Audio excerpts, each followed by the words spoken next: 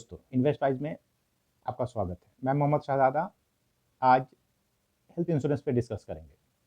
पहले तो ये समझें कि हेल्थ इंश्योरेंस होता क्या है।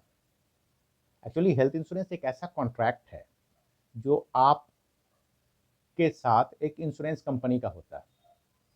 इस कॉन्ट्रैक्ट के मुताबिक इंश्योरेंस कंपनी, आप अगर बीमार पड़ते हो तो जो भी एक्सपेंसेस आता है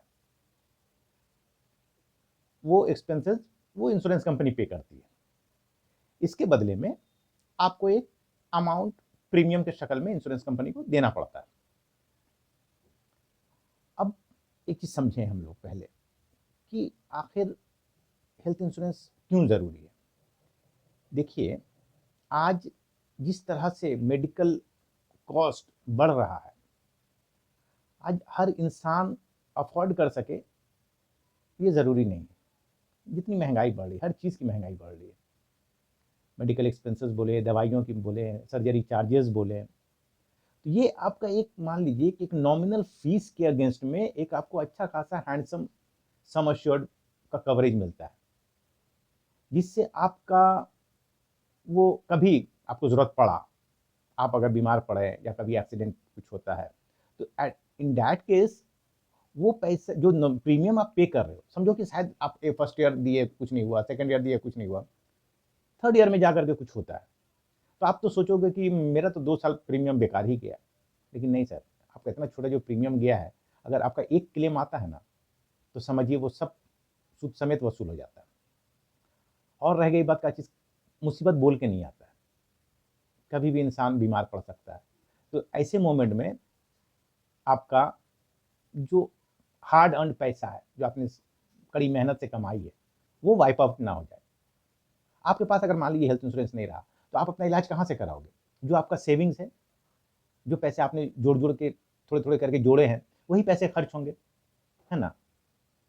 तो ये पैसा खर्च ना हो, इसलिए ये हेल्थ इंश्योरेंस लेना चाहिए इंसान को। अगर मान लीजिए कोई मुसीबत आता है, तो बीमार पड़ता है, अगर आपके पास पैसा नहीं रहा तो क्या करोगे? आप किसी ना किसी से कर्ज लोगे, तब वो इलाज होगा।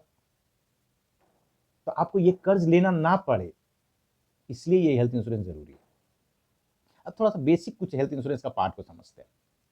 देखिए, एक सम एश्योर्ड के बदले में एक नॉमिनल फीस प्रीमियम के शक्ल में आपसे कंपनी लेती है, ठीक है। और उसमें बहुत सारी चीज होते हैं, जैसे क्या क्या चीज वो कवर्ड करेगी। जैसे देखिए, कम एज में लेना चाहिए, मेरा मशवरा ये है। इंश्योरेंस, हेल्थ इंश्योरेंस, वजह है कि कम एज में आपके आपके आपको कोई बीमारी वगैरह नहीं रहता, और आपको पहला 2 3 4 साल क्लेम आएगा भी नहीं, ये एकदम मान लो। आप ये मत सोचो कि आपका पैसा बेकार जा रहा है, रायगा हो रहा है, नहीं सर।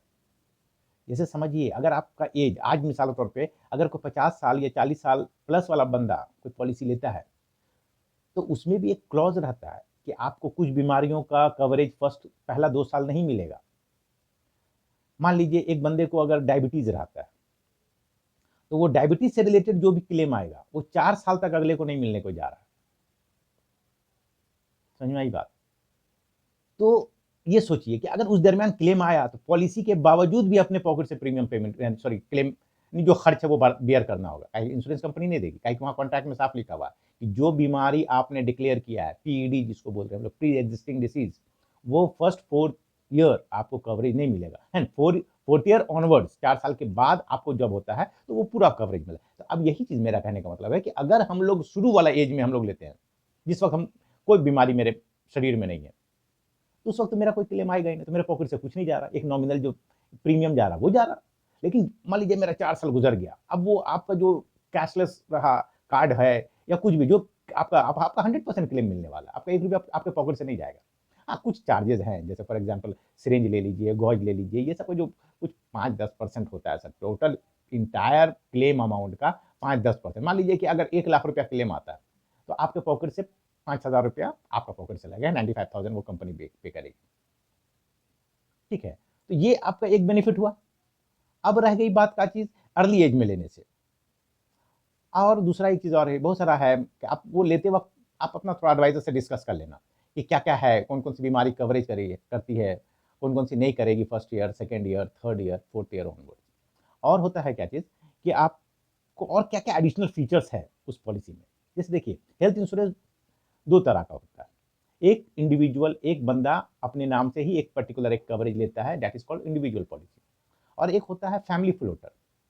जो मान लीजिए आप खुद अपना पॉलिसी, अपनी वाइफ का पॉलिसी, अपने बच्चों का पॉलिसी एक ही में ले देते हैं, उसके लिए आपको एक ही प्रीमियम पे करना पड़ता है।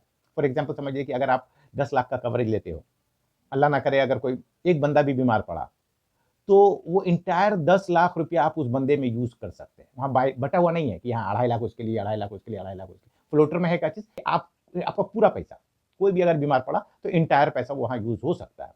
सब तो एक बार कुछ होने को नहीं जा रहा है, तो ये फ्लोटर पॉलिसी होता है। तो ये भी आप अपना लेते वक्त समझ लो, समझ में आई बात। अब आखिरी में एक चीज और होता है कि जैसे कोई सीनियर सिटीजन जो लोग हैं, उनका वो अगर पॉलिसी लेते हैं, जिनका एज 60+ है, तो उनका सीनियर सिटीजन पॉलिसी लेने, उनका एक कंपनी का क्राइटेरिया रहता है कि आपका जो भी क्लेम आएगा तो 20% आप लोग बियर करोगे और 80% हम लोग बियर करेंगे। ये वहां साफ मेंशन रहता है। तो आप वो भी लेने से पहले डिस्कस कर लेना। उसको को पेमेंट बोला जाता है, यानी दोनों मिल करके पेमेंट करेंगे, यानी इंश्योरर प्लस पॉलिसी होल्डर मिल करके पेमेंट होगा। तो ये क्लियर कर लीजिएगा। और रहेगी बात का चीज की, देखिए सबसे बड़ी चीज है कि आप किसी चीज को जितना इंपॉर्टेंस दोगे सर, तभी वो आपको लगेगा कि हाँ ये मेरे काम का चीज है। अगर आप सोचते हो कि नहीं हमको कुछ होता ही नहीं, हम क्यों लेने जाए मेडिकल, तो सर आज आपको भले ही नहीं कुछ हो रहा हो, यंग एज में ऐसे भी नहीं होता, अप टू 40 आपको कुछ होने को नहीं जा रहा है। बीमारी आती है 40 के बाद, जैसे जैसे उम्र बढ़ता है तो उसी तरह से वो बीमारी आना शुरू होता है। तो आपका पहले लिया हुआ रहने से क्या है कि कोई भी अगर क्लेम आया तो आपको 100% पेमेंट मिल रहा है, तो पहले लेने का तो कुछ तो बेनिफिट रहा आपका। और आखिरी में अगर इन शॉर्ट अगर मैं बात करूं, तो हेल्थ इंश्योरेंस आपका सेविंग्स को प्रोटेक्ट करता है।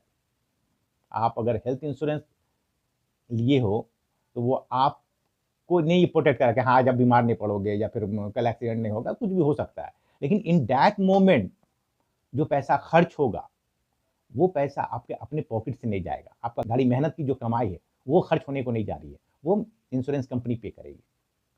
This is the main benefit of health insurance. मैं बहुत ही शॉर्ट में कोशिश किया हूं आप लोगों को हेल्थ इंश्योरेंस समझाने का, आम लफ्जों में। सोचता हूं कि आप लोगों को समझ आया हो। और अगर मेरी ये वीडियो आपको इन्फॉर्मेटिव लगी हो तो अपने दोस्तों के साथ शेयर करें और वीडियो को जरूर लाइक करें, ताकि आपका एक लाइक ही अपने को अप्रिशिएशन मिलता है। आप एक लाइक करते हो तो लगता है कि नहीं शायद मेरा मेहनत कुछ काम कर रहा है। और भी एक खास बात, जो लोग नए हैं इस चैनल पे, please don't forget to subscribe my channel. Thank you.